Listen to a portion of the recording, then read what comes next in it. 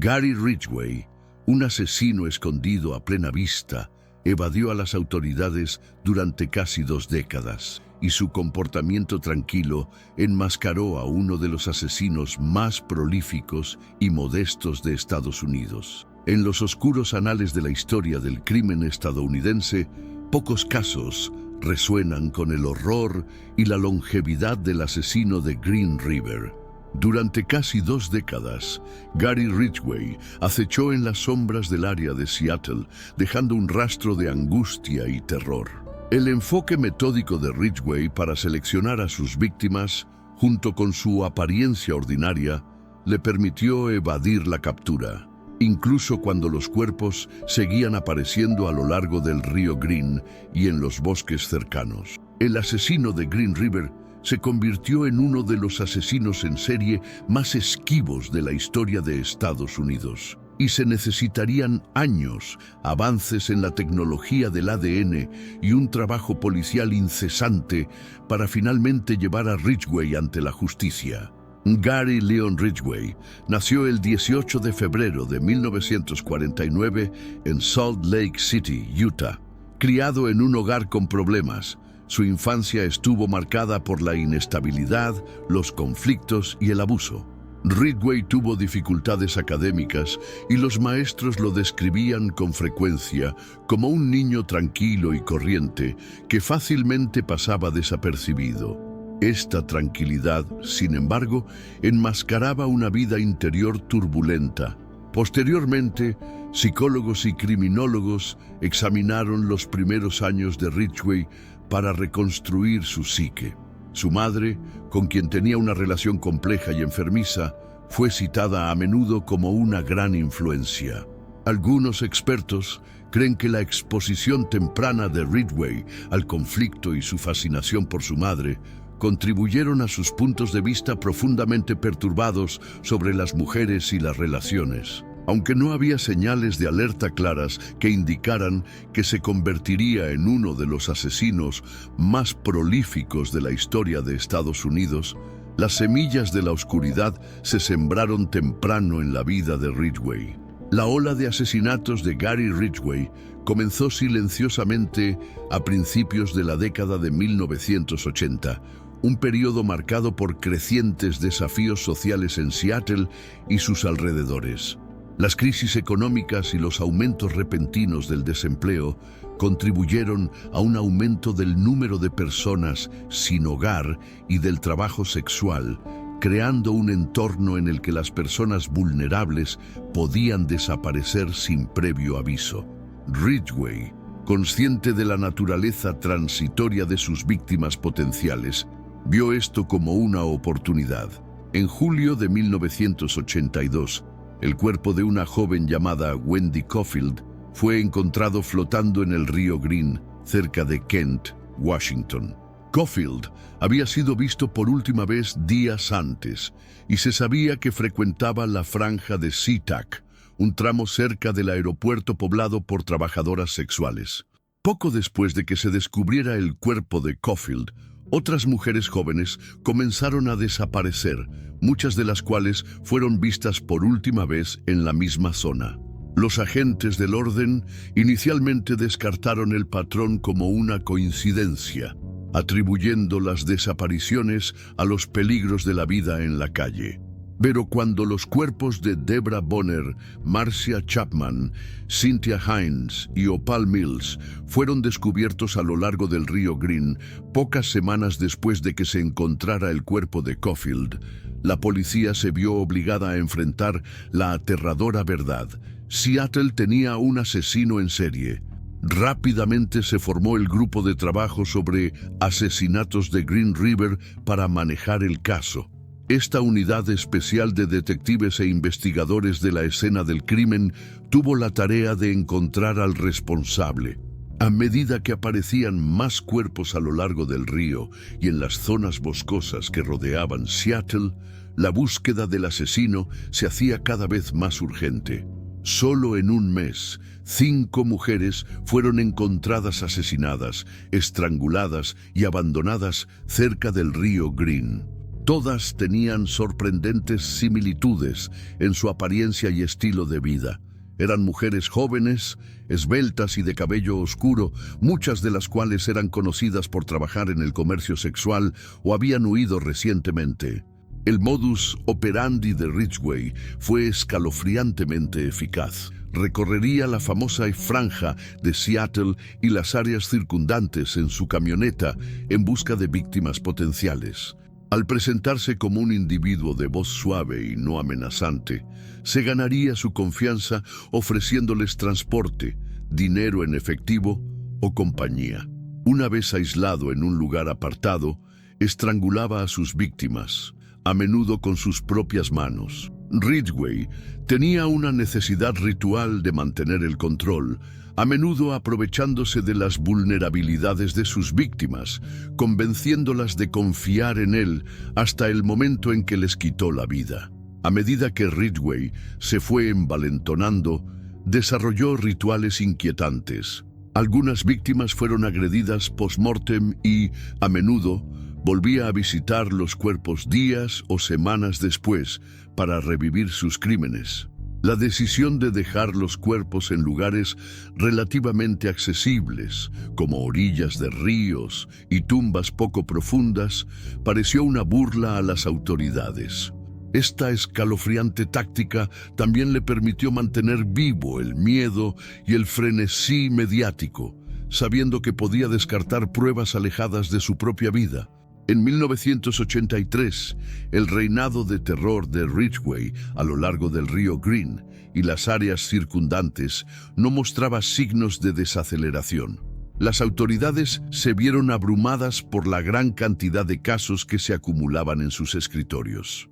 Ridgway había pasado de un puñado de asesinatos a lo que parecía una juerga constante. Cada vez que se descubría el cuerpo de una mujer, mostraba las marcas del modus operandi del asesino de Green River: estrangulamiento, agresión sexual y uso de áreas apartadas o boscosas para ocultar los restos.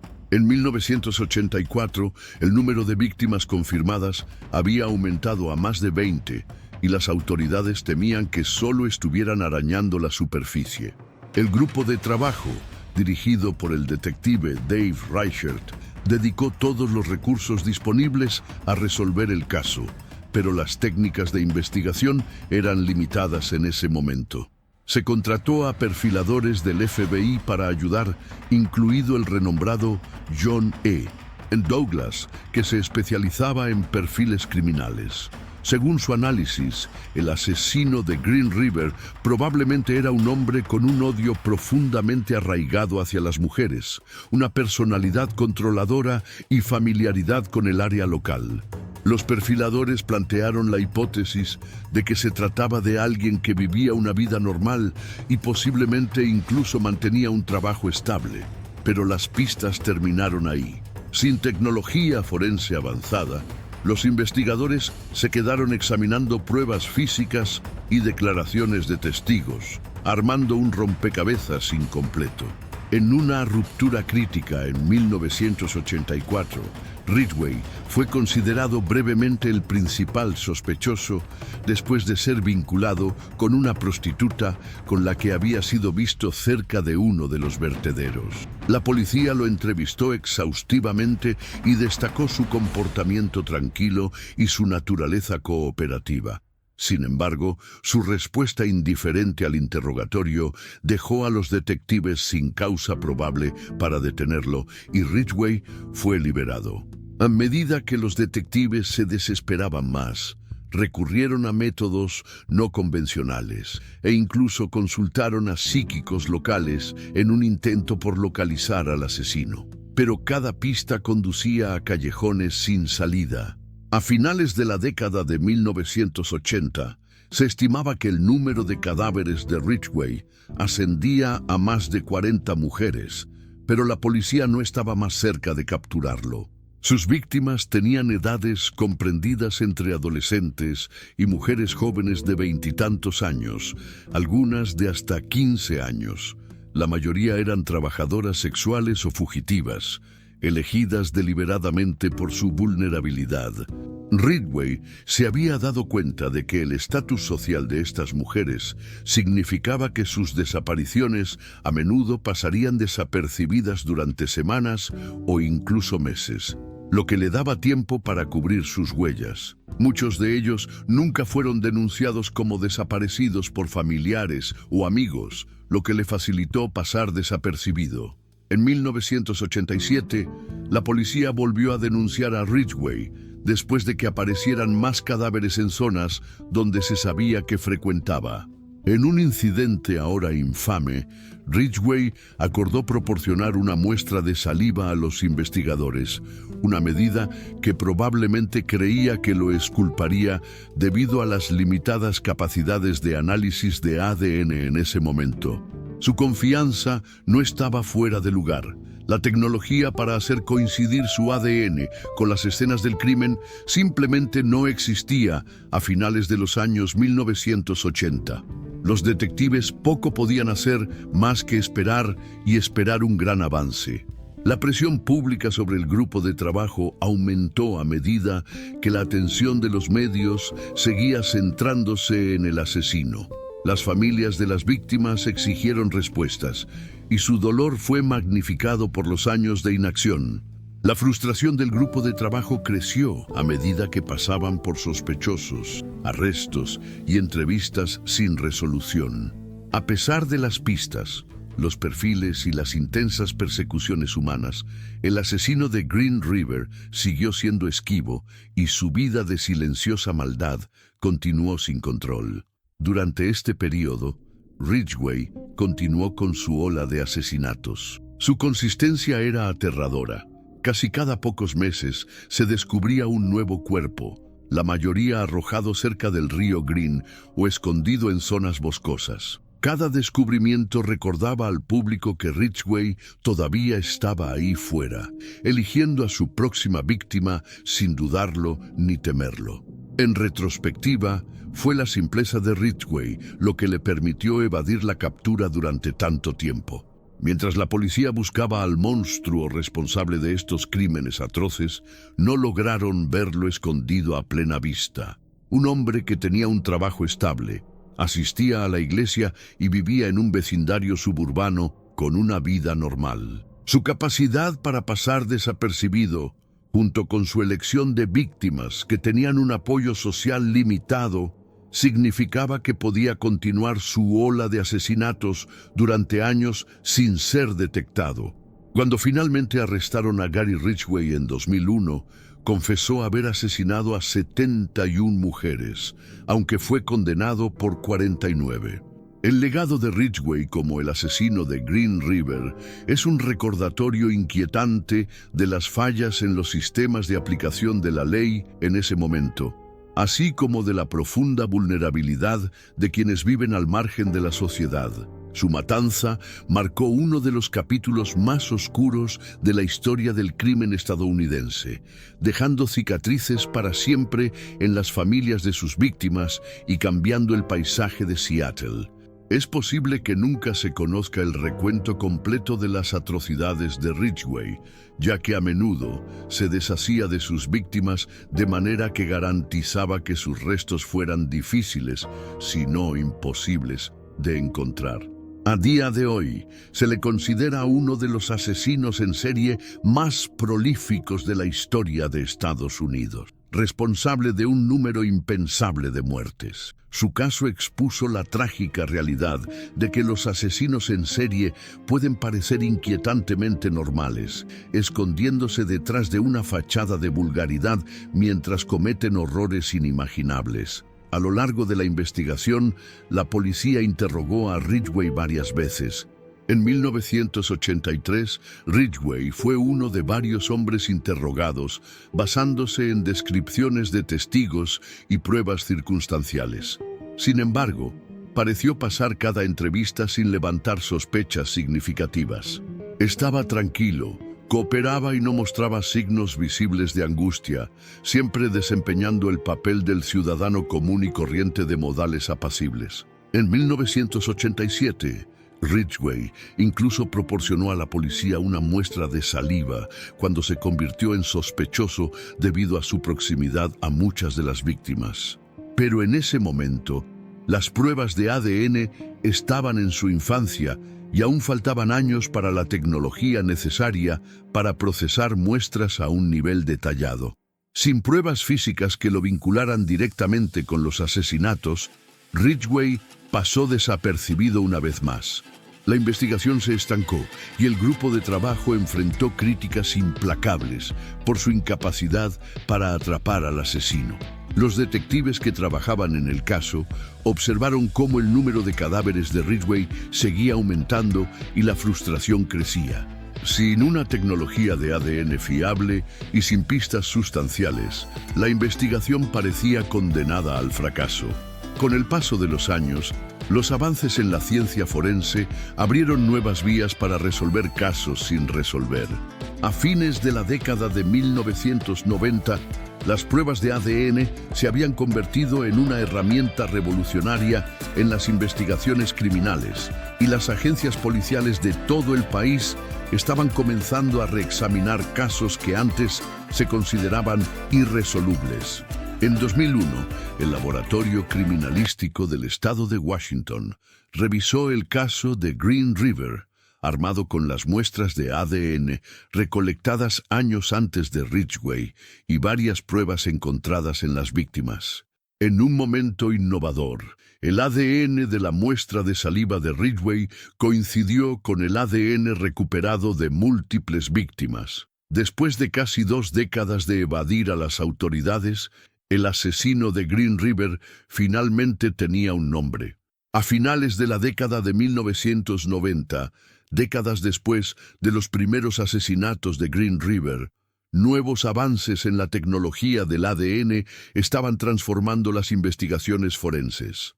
El grupo de trabajo original de Green River ya había recopilado cientos de pruebas a lo largo de los años, incluidos cabellos, fluidos corporales y fibras de varias escenas del crimen. Sin embargo, en los primeros años de la juerga de Ridgway, la ciencia forense aún no era capaz de vincularlo de manera concluyente con sus crímenes a través del ADN.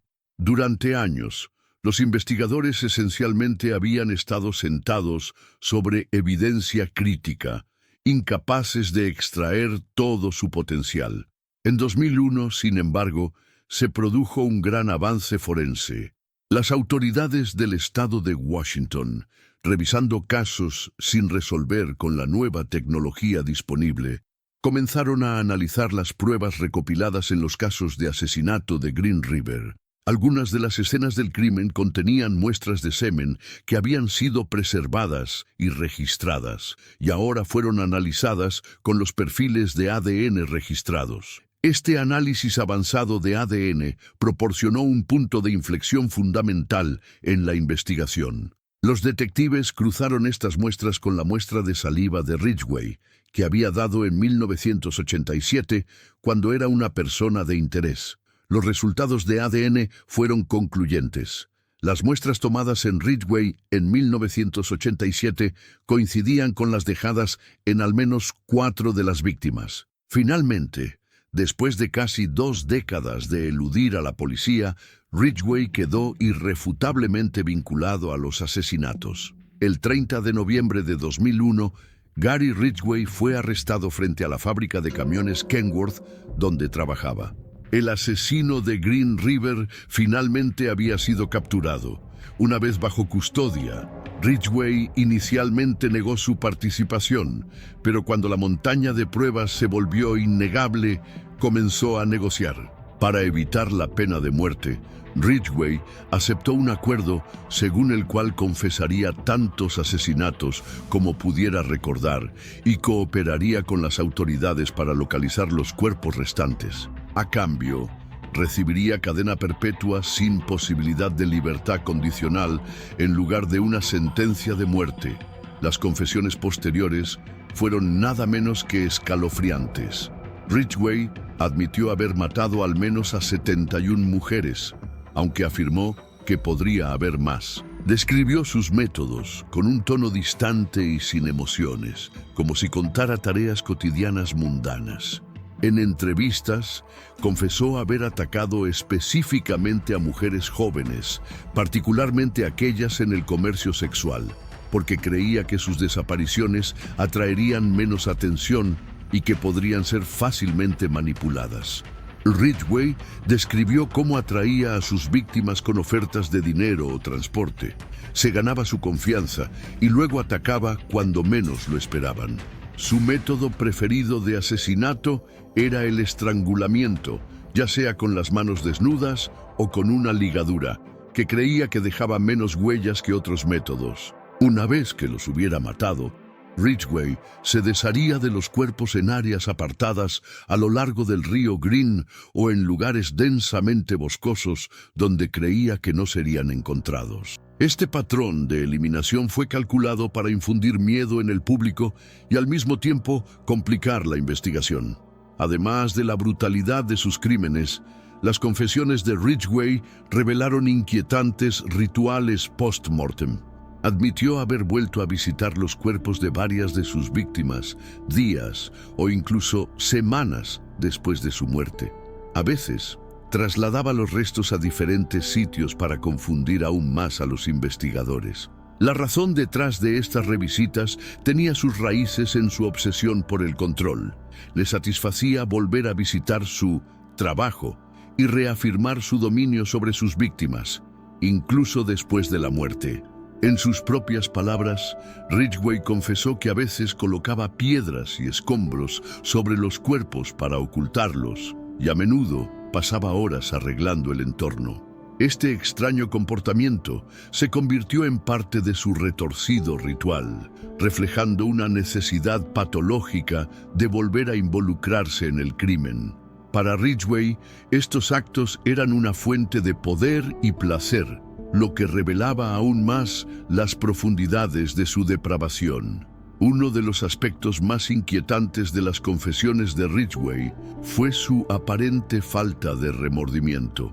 En entrevistas, admitió que consideraba que las mujeres, especialmente las que se dedicaban al comercio sexual, eran desechables. Se refirió a ellos como presas fáciles y expresó satisfacción al creer que estaba limpiando las calles. Ridgway afirmó que inicialmente intentó reprimir sus impulsos asesinos, pero finalmente abrazó plenamente sus oscuros impulsos. Durante su confesión, los detectives le preguntaron a Ridgway por qué había matado a tantas mujeres. Su respuesta fue escalofriante por su sencillez. Quería matar a tantas mujeres como fuera posible como prostitutas. Esta contundente admisión ilustró la profundidad de su odio hacia sus víctimas y su total desapego del sufrimiento que causó. El acuerdo de culpabilidad exigía que Ridgway contara los detalles de cada asesinato que pudiera recordar, pero incluso él admitió que probablemente había olvidado algunos. El recuento oficial asciende a 49 asesinatos confirmados, lo que convierte a Ridgway en uno de los asesinos en serie más prolíficos de la historia de Estados Unidos. Sin embargo, Ridgway afirmó que pudo haber matado a más de 70 mujeres, aunque probablemente nunca se sabrá el número exacto. Muchas de sus víctimas nunca fueron encontradas y es posible que algunas sigan sin identificar hasta el día de hoy. En sus detalladas confesiones, Ridgway relató algunos de sus primeros asesinatos, describiéndolos con un nivel de calma que sorprendió a los investigadores. Recordaba detalles específicos, como la ubicación de los cuerpos y sus interacciones con las víctimas antes de matarlas.